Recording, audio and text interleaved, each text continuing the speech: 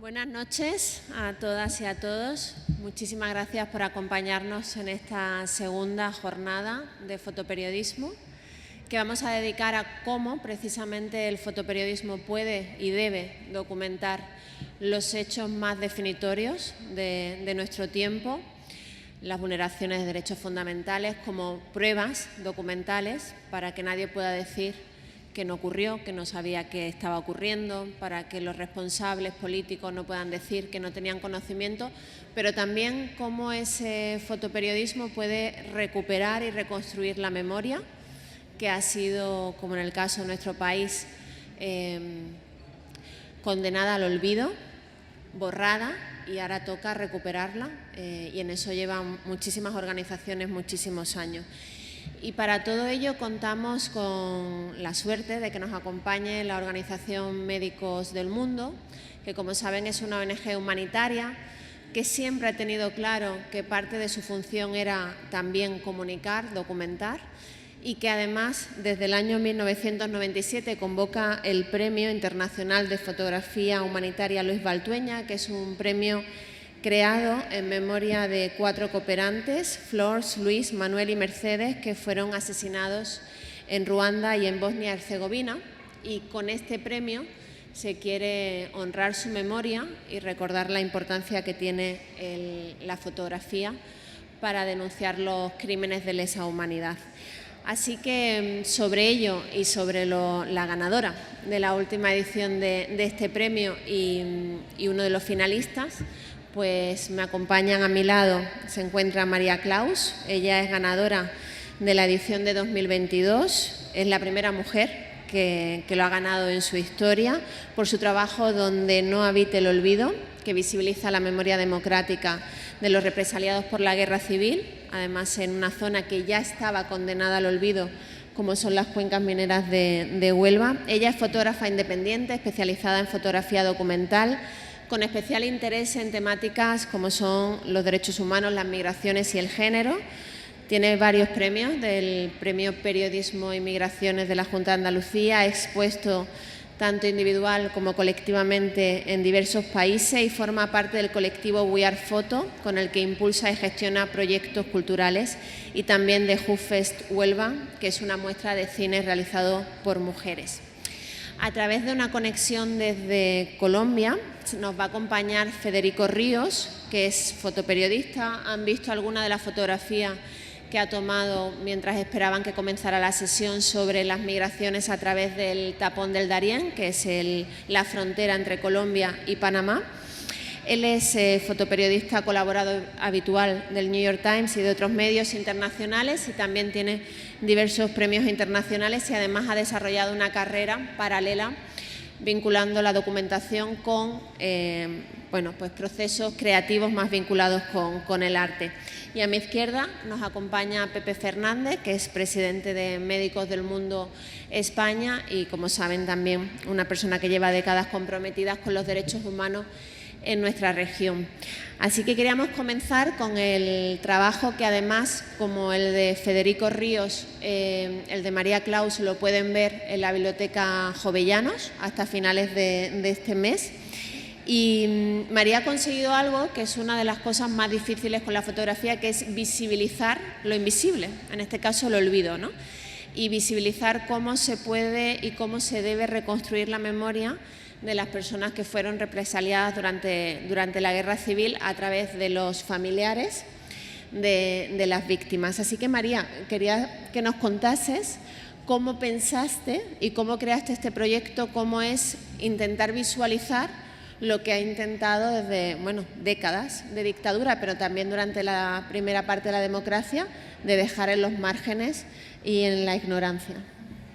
Bueno, cuando yo gesté este proyecto, necesitaba, como he dicho muchas veces, necesitaba aprender y conocer la historia, ¿no? Es importante que siempre nos acompañe el mayor conocimiento cuando nos metemos y hacemos una inversión en cualquier de los trabajos, tanto el de Federico como cualquiera de los proyectos que se presentan, por ejemplo, ahora al Premio de Médicos del Mundo.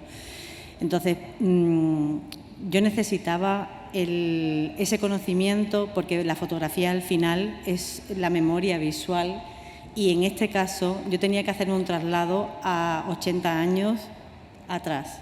Y cómo recomponía y cómo creía un relato visual de un pasado que tenía que hacerse presente, ¿no? Entonces, necesité varias líneas de actuación. Estaban las exhumaciones, que al final se convierten en algo presente y que en este premio no están, pero sí era importante esos lugares de represión, esos familiares que al final son los que llevan ese duelo permanente, porque no han tenido ninguna capacidad de recuperar ni de saber incluso dónde están sus seres queridos, ¿no? Estamos hablando de memoria, estamos hablando de, para mí una cosa muy importante, que es el olvido, que la represión fue una represión dura en todos lados, en Huelva, aquí, ¿no?, en toda España, y hubo una represión física, una represión administrativa, pero hay una represión muy importante que dura al día de hoy, que es la represión del olvido. Y la memoria forma parte de nuestra identidad como personas y como sociedad. Si nosotros no creemos que lo que nos ha sucedido, ¿no?, y no afianzamos nuestra memoria en lo que realmente es, estamos condenados a no entender. Y cuando hay gente que dice que no se deben abrir heridas, creo que las heridas están más que abiertas y lo que hay que hacer es sanarlas. Y la única manera de sanar esas heridas es a través de la reposición y de la recuperación de la memoria. Y evidentemente para mí ha sido un reto, porque es una recuperación de memoria visual. Y a la hora de crear el proyecto, pues evidentemente he recurrido a sus familiares, a los lugares de represión y a mucha investigación. Pero espero haberlo conseguido, la verdad. No sé. Lo has conseguido, vamos, magistralmente, y además hablábamos antes de la sesión, que has conseguido que, estando basado en un espacio, ¿no?, como son las cuencas mineras, que sufrieron una especial represión dentro de Huelva, cuando no hubo guerra, porque como bien explicaba, no era que los combates, ¿no?, cayesen, sino ya había triunfado el golpe de Estado, consigues que sea universal. Es decir, que sirve para evocar, porque es una fotografía que evoca esas ausencias, ¿no?, que lo haces a través. Es un relato individual de una provincia en el sur de España que gracias he podido convertirlo en un tema global, que al final es la memoria de toda España dentro de una cosita pequeña que es la provincia de Huelva, porque en Huelva no hubo guerra y solo hubo 15 días de ocupación. A partir de ese momento, todo lo que sucedió, que fueron más de 10.000 fusilamientos, fueron por pura represión. En ningún momento hubo conflicto. Entonces, bueno, al final es algo pequeño en el sur, o sea, en la antípoda de España, de aquí, ¿no? Pero bueno, que creo que se puede extrapolar a cualquier lugar. Insistimos en que vayan a visitar la exposición. Las fotos son magníficas, pero hay una que yo creo que puede ser perfectamente como un símbolo de esa recuperación de la memoria, que es la de la prisión por la que pasó Miguel Hernández, en la que proyecta su retrato más reconocido. Federico, que nos acompaña a través de la conexión online, y que entiendo que lo estáis viendo. Sí, vale. Federico ha hecho un trabajo que habrán visto, porque después de ser publicado en New York Times ha aparecido en muchísimos medios, porque consiguió documentar uno de los trayectos más violentos y más duros del éxodo que atraviesa América Latina en el rumbo a Estados Unidos, que es esta frontera, el Tapón del Darién, que es una zona selvática muy abigarrada a la vegetación, con muchísimos barrancos, que tiene muchos riachuelos y que es una zona controlada por organizaciones criminales vinculados con el narco y vinculados con los paramilitares, y acompañó sobre todo a las personas venezolanas, que en los últimos años han sido de las más numerosas, pero por ahí pasan personas procedentes de China. Yo conocí a personas de India que intentaban cruzarlo, jóvenes estudiantes, porque muchas personas vuelan hasta Ecuador y de ahí empiezan el trayecto. Y creo, cuando vean las fotografías, que van a ver la importancia del fotoperiodismo para retratar el sufrimiento humano, la desesperación, la capacidad de supervivencia de todas esas personas que buscan oportunidades y que para conseguirlo pues están obligadas a todo este tipo de sufrimiento. Federico, muchísimas gracias por conectarte, enhorabuena por ese trabajo, y queríamos que nos contases cómo fue, porque además has viajado en muchas ocasiones a lo largo de distintos años, documentar este éxodo que ahora empezamos a conocer, pero que durante muchísimo tiempo era, bueno, pues solamente en los círculos de derechos humanos, ¿no? No se oye.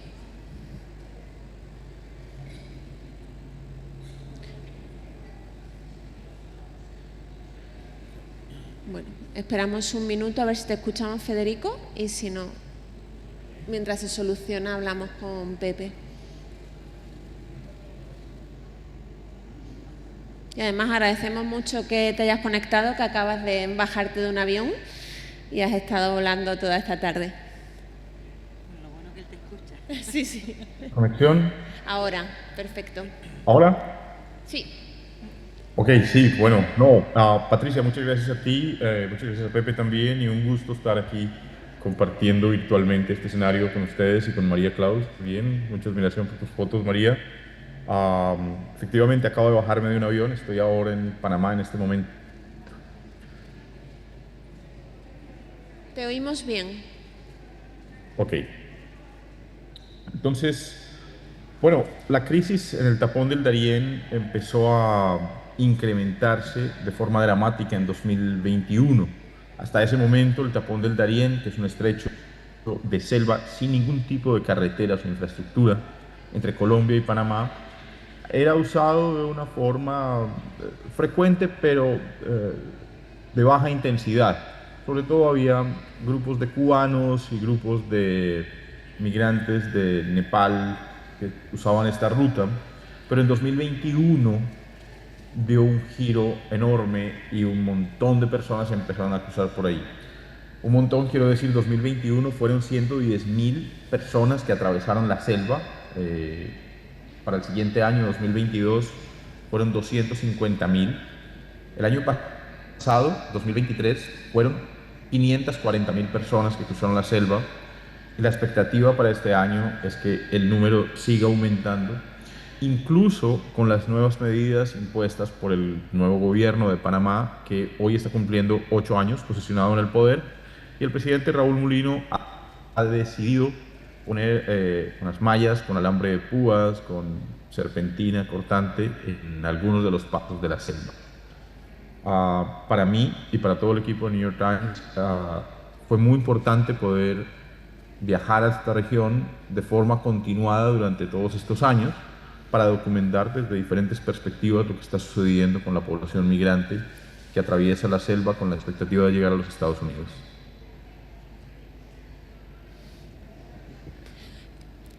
¿Por qué crees, Federico, que se ha tardado tanto, decían, ¿no?, a partir de 2021, en que realmente fuese una ruta tan utilizada, sobre todo por el éxodo venezolano? Pero ¿por qué crees que mediáticamente se ha tardado tanto en prestar atención y en hacer una cobertura tan completa y, bueno, de un esfuerzo tan grande como el que has hecho y que ha merecido que seas finalista del premio Luis Baltueña y que ha recibido muchos otros reconocimientos? Bueno, yo creo que es muy importante para mí en mi trabajo, y es una reflexión que yo quisiera compartir con mis colegas fotógrafos y mis colegas periodistas, a tratar de despojarnos del complejo de Adán. Creo que eso hace mucho daño al periodismo. Yo no he sido el primero ni el único, y espero tampoco ser el último, en visitar esta región desde una perspectiva profesional y periodística. Yo conozco a Lisette Poole, es una fotógrafa cubano-americana que hizo el viaje desde Cuba siguiendo a dos mujeres, particularmente una de ellas también se llama Lisette. Su artículo fue publicado y luego ella escribió un libro, se llama La Paloma y la Ley. Es un libro hermoso con un viaje que hizo tal vez entre 2019 y 2020. Carlos Villalón, un fotógrafo chileno basado en Colombia, ha ido al Tapón del Darién en muchísimas ocasiones, no sé, 5 o 10 veces, tal vez más, y ha intentado poner los reflectores sobre este lugar. Y muchos otros fotógrafos y periodistas han conocido la zona. Nadja Drost era el nombre que estaba buscando en mi cabeza. Ganó el Pulitzer, tal vez entre 2018 y 2019, con un documental y un artículo impreso que publicaron en el Sunday Morning Review en Estados Unidos.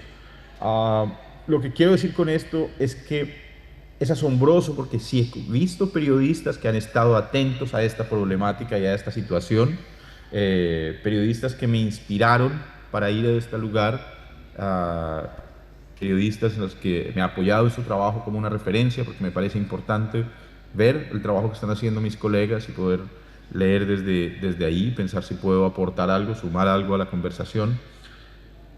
Y lo que siento es que el giro enorme en la atención mundial a lo que sucede en el Tapón del Darién aparece en 2021, no porque los periodistas no se hubieran preocupado por este paso de selva antes del 2021, sino porque hasta esa fecha el número de personas que cruzaban la selva era tan bajo que la migración no afectaba a los Estados Unidos. En este momento la migración es un tema decisivo en las elecciones presidenciales de los Estados Unidos. Tanto Biden como Trump y sus partidos respectivos atienden la migración y abordan el tema de la migración como uno de sus principales caballos de campaña. Y eso hace, lastimosamente, eso hace que el tema se ponga en boca del mundo y pueda ocupar los titulares.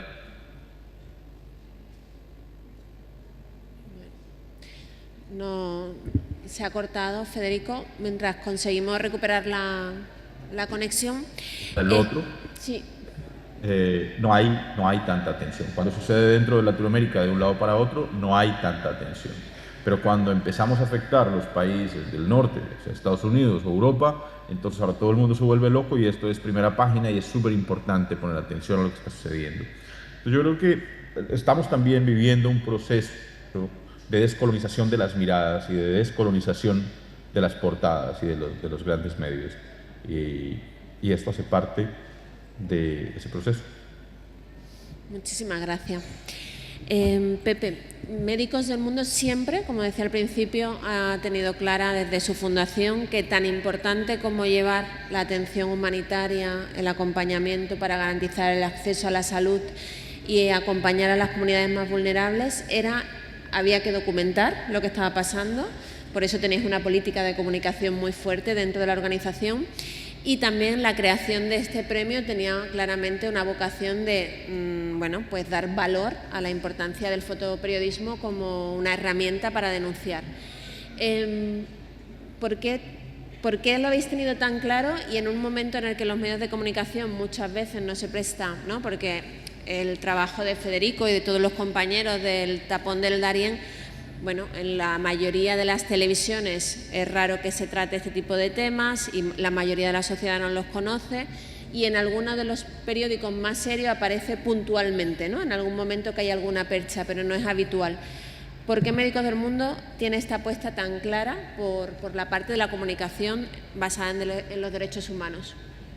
Bueno, con independencia del valor que desde Médicos del Mundo le damos al fotoperiodismo como una forma, yo diría, comprometida, honesta y un nivel profesional de excelencia del fotoperiodismo en cuanto a la labor informativa. Pero si nos fijamos, yo hago una reflexión. Quienes estamos en organizaciones de derechos humanos en el último cuarto del siglo pasado, yo creo que no nos imaginábamos esto. En aquel tiempo estábamos pensando en la cooperación para el desarrollo, estamos pensando en los foros sociales mundiales, estamos hablando de la progresión en los derechos humanos. Bueno, pues en estas últimas décadas resulta que han emergido, y no quiero decir emergido de forma que no hubieran ocurrido previamente en la historia, pero sí en este momento de la historia, fenómenos que realmente contextualizan de una forma determinante el trabajo, por ejemplo, de una organización como es Médicos del Mundo. ¿A qué me refiero? Pues me refiero, por ejemplo, a la regresión en la consideración que se hace de los derechos humanos y, en particular, por ejemplo, de la barrida que se ha dado en estos últimos tiempos del derecho humanitario internacional, por ejemplo, que prácticamente se ha asesinado en muy pocas fechas y no hace muy poco tiempo. En la emergencia de pensamientos políticos e ideológicos que creíamos desterrados, dadas las consecuencias que tuvieron no tantas décadas atrás.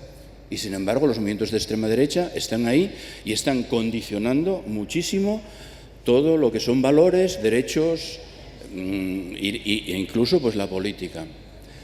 El cambio climático, como fenómeno que tiene consecuencias directas e indirectas sobre muchos de los procesos que suponen consecuencias humanitarias que obligan a intervenir, ¿no? Por poner otro ejemplo, los movimientos forzados de población, que yo creo que es el fenómeno más relevante, más importante, más dramático que se ha producido en las últimas décadas y que está teniendo lugar ahora mismo.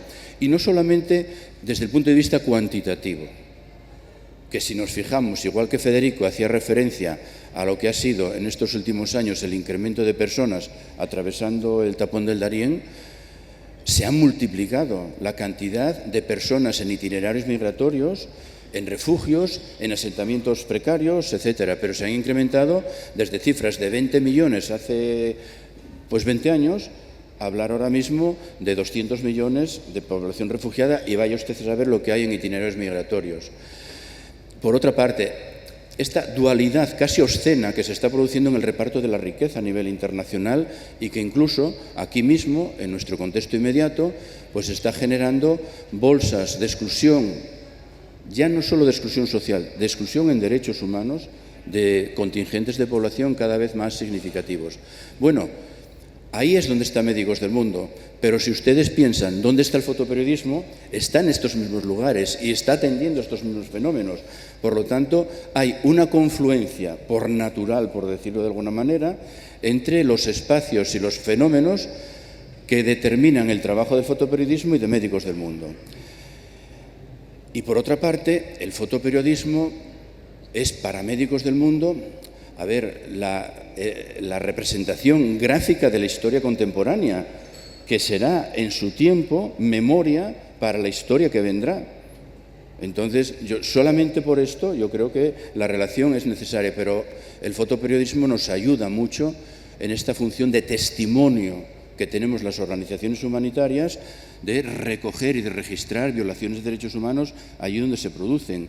Y por último, es también una palanca imprescindible desde el punto de vista de la incidencia política, de la incidencia social, de la sensibilización, es decir, lo que estamos viendo con la exposición que estos días hemos inaugurado en la biblioteca del Instituto Jovellanos. No sé si con esto respondo a la pregunta que me querías hacer. Y no solamente eso, sino que todas esas fotografías que, como la de Federico, retrata la violencia a la que se condenan las personas para poder migrar, o las que están documentando las migraciones a través de Libia hacia Europa, o lo que está pasando en las Islas Canarias, van a ser empleadas por los historiadores e historiadoras del futuro, y de ahí se sacarán las palabras para definir nuestra era. Quiero decir, el movimiento de personas y las condiciones a las que le estamos forzando habla mucho sobre la crueldad sistémica, ¿no?, sobre la que se ha construido nuestro modo de vida, nuestro sistema actual. Federico, en tus fotografías que acompañas a la familia y que vemos pues todo el sufrimiento por el que tienen que pasar, ¿nos podrías contar cómo fue trabajar con ellas, cuáles eran las mayores dificultades, qué tiempo necesitaban? Y también me imagino pues que parte de esa documentación, lo que no pudiste documentar es que hay personas que se quedan en el camino, ¿no? Y también que nos contases cómo es conseguir el acceso, porque es un territorio en disputa por actores armados también, ¿no? Entonces, ¿cómo pudiste trabajar ahí y si tuviste algún tipo de dificultad? Y lo pregunto porque a lo mejor no es el caso, pero algo que creo que tiene que saber la ciudadanía es que cada vez resulta más difícil acceder a los territorios en conflicto, ¿no?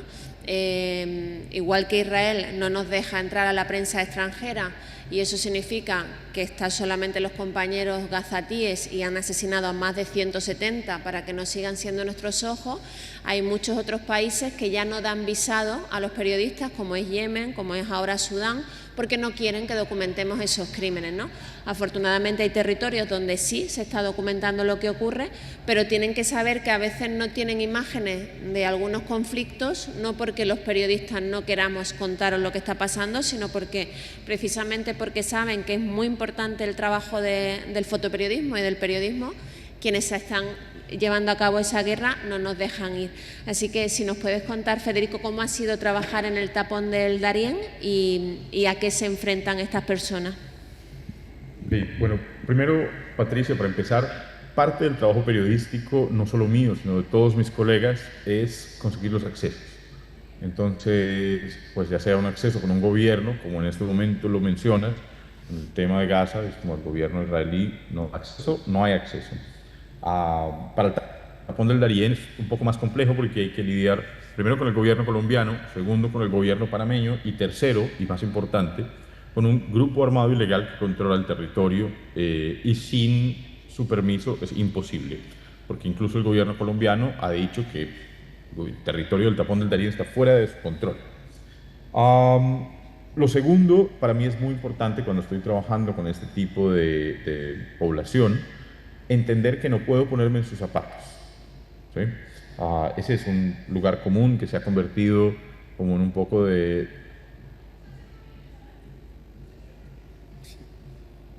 sus zapatos, pero para mí como periodista es muy importante aclarar eso. Yo no puedo ponerme en los zapatos de un migrante. Yo estoy en la misma ruta, me moja el mismo aguacero y estoy caminando en el mismo lodo, pero la diferencia emocional de un migrante que acaba de abandonar su casa, su familia, su país, que está huyendo para salvar su vida y buscando un futuro, hace una distancia enorme con mi perspectiva. Yo estoy ahí trabajando y claro, el hambre es la misma y la sed y el aguacero, como te digo, pero mi condición emocional no es la misma.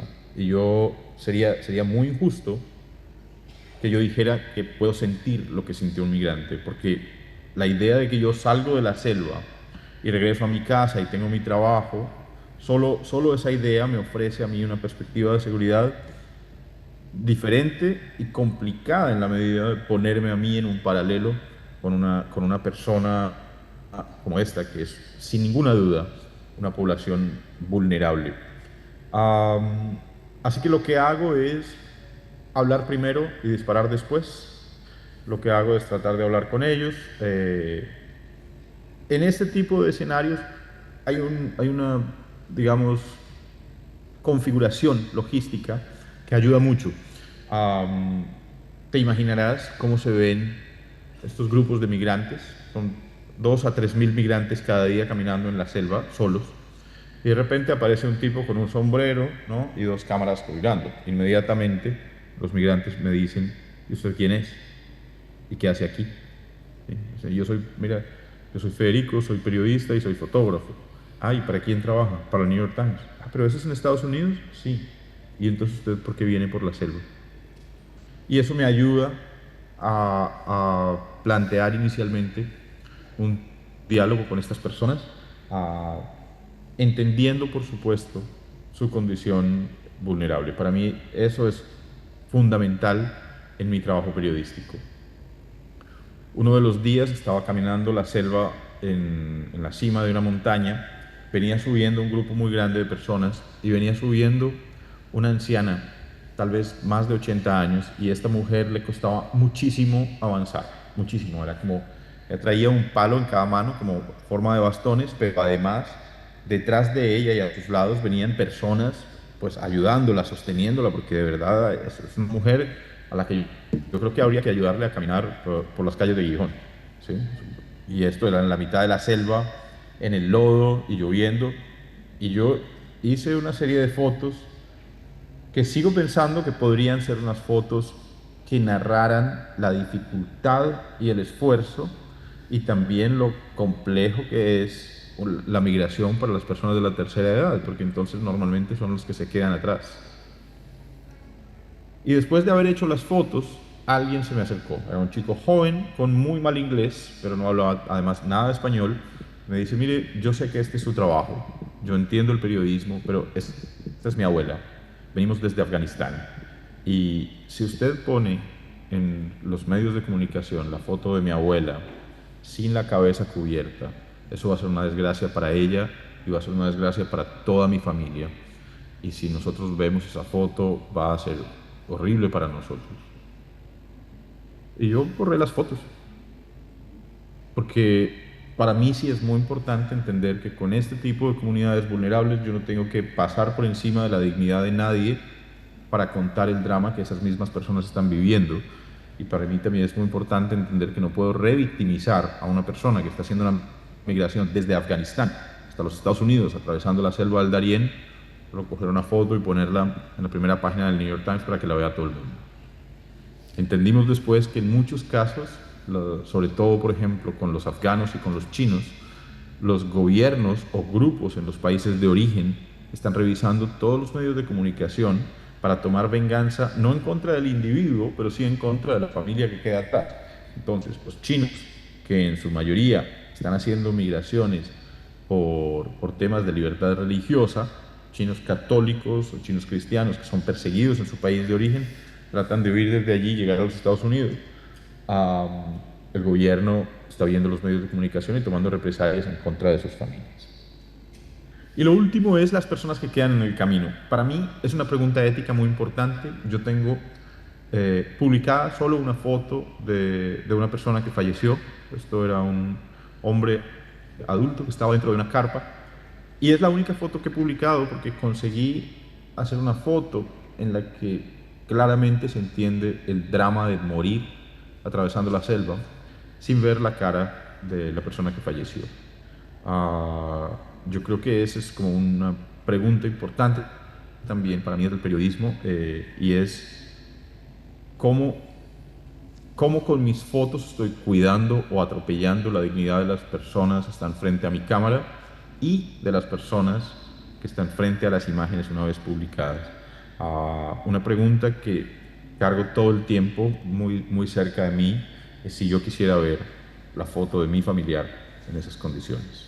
Entonces yo pues no necesito, porque pienso que no es necesario para el arco informativo fotografiar el rostro de los cadáveres de las personas que han perdido la vida en la selva del Darién, y siento que con mis fotos puedo contar el drama y la dificultad de esa travesía sin exponer a familias a que las imágenes estén girando por ahí, además de una manera descontrolada. Yo creo que la principal pregunta que trae el Internet para todos los periodistas es cómo, una vez ponemos las imágenes en la red, perdemos completamente el control sobre esas imágenes. Así que cada vez trato de ser más cuidadoso, sobre todo pensando en las familias. Muchísimas gracias, Federico. Me parece importantísimo que ha recordado precisamente ese periodismo que cuida y antepone la protección y el respeto a las personas a las que retrata, sobre todo, primero, porque es un deber deontológico, pero también pensando en que tradicionalmente en el periodismo se decía la prioridad es el público destinatario, ¿no? Y para cambiar la sociedad. Y yo siempre pongo como ejemplo, si ni siquiera cuando el New York Times ha publicado, por ejemplo, las evidencias de Rusia bombardeando edificios civiles en Siria, eso ha significado que deje de ocurrir, eso evidencia que lo que hacemos fundamentalmente es documentar esos crímenes, pero que raramente conseguimos que eso deje de ocurrir. Pero lo que sí tenemos claro es que dependiendo de cómo tratemos a los protagonistas de nuestra información podemos generar muchísimo daño o acompañar y retratar dignamente lo que están haciendo, ¿no? Como es su derecho a migrar. Para cerrar, María, muchas de las personas que fotografías en el proyecto, que son descendientes de las víctimas de la represión durante la Guerra Civil, es la primera vez que de repente, que de alguna manera se reconoce su dolor, que se reconoce el crimen y la injusticia de lo que vivieron y que de alguna manera se está reparando, ¿no? Eso que hablamos siempre de los procesos de justicia, verdad y reparación, pues de alguna forma es lo más parecido lo que haces con tu trabajo. ¿Cómo ha sido la relación con los familiares y qué te decían, ¿no?, sobre la importancia de lo que estabas haciendo, que no se había hecho institucionalmente hasta ahora? Bueno, para mí ha sido una experiencia vital, ya no solo fotográfica en un proyecto en el que he creído, sino ha sido una conexión con ellos, porque el proyecto, como te he dicho antes, sin ellos hubiera sido absolutamente imposible, ¿no? Yo decidí que las personas que iban a aparecer en mi proyecto tenían que ser hijos e hijas o familiares directos de los represaliados, porque era muy, muy importante que sintieran esa emoción, ese dolor, porque al final son, lo que siempre digo, ¿no?, son niños y niñas que hace 80 años no tuvieron el derecho que tiene cualquier niño a vivir, le arrebataron su infancia, ¿no? Entonces, para mí era muy importante generar esa conexión. Y para ellos ha sido súper importante el que se les visibilice. Hay muchas personas que yo contacté con ellas que no han querido salir, no han querido fotografiarse por miedo, por determinadas circunstancias, pero los que están aquí están plenamente conscientes de lo que estaban haciendo y sobre todo que para ellos era necesario el recomponer, el pensar en que a través de ellos se iba a hacer visible una circunstancia, que íbamos a hablar de memoria, que bueno, que ellos son todos mayores, son 85, 83 años, 90, y que saben que su vida está en su fin, pero necesitaban, y son al final nuestra memoria, y son los que hacen real el que estas cosas no se olviden, ¿no? Entonces, para mí era súper importante. Y como os he dicho antes, una experiencia vital y que quiero no olvidar porque ya forman parte de mi familia. Hemos creado una conexión. Ahora vais a poder ver un corto documental, porque claro, yo lo que soy es fotógrafa, pero cuando me entrevistabas con ellos y tuve la oportunidad de conocer sus historias, de realmente vivir y sentir lo que a ellos habían pasado y cómo se habían sentido y cómo habían transformado su vida familiar, ¿no?, en toda esta estructura, dije, bueno, a pesar de mi poco conocimiento en el mundo audiovisual, me tiro a la piscina porque si no, no hay nadie que vaya a registrar su memoria individual para crear un puzzle y crear un relato de lo que realmente sucedió, que como tú decías antes, se sucedió en una provincia, pero que es extrapolable a la historia de nuestro país, ¿no? Entonces, bueno, ahora vais a tener la oportunidad de verlo, disculpar la parte técnica, pero lo he hecho con mucho cariño, con mucha emoción, y ellos son partícipes en cada uno de los festivales donde estamos yendo. Y yo me siento súper orgullosa, no de mi trabajo, sino de haber conseguido generar una familia, crear un proyecto y visibilizarles. Porque al final, como dije antes, la fotografía es una parte importante de nuestra memoria visual y de nuestra historia, y me encanta la posibilidad de haber hecho visible ese dolor y ese sufrimiento e intentar al menos resarcir por todo lo que han pasado, que ha sido una vida dura y una vida muy difícil, la verdad. Pues muchísimas gracias, María, muchísimas gracias, Federico, muchísimas gracias, Pepe, y a la ONG Médicos del Mundo. Les invitamos a que nos acompañen el miércoles a las 10:30, que va a haber otra sesión dedicada a las fotos que están realizando sobre el Camín de la Mesa, en un proyecto muy interesante. Les dejamos con la proyección del vídeo y les invitamos a que vayan a visitar las exposiciones, tanto del Museo Barjola como la que van a ver, que es de María y de Federico, que está en la Biblioteca Jovellanos, y esta que tienen aquí también. Muchísimas gracias y que pare el genocidio en Gaza. Gracias. Gracias a ti. Gracias.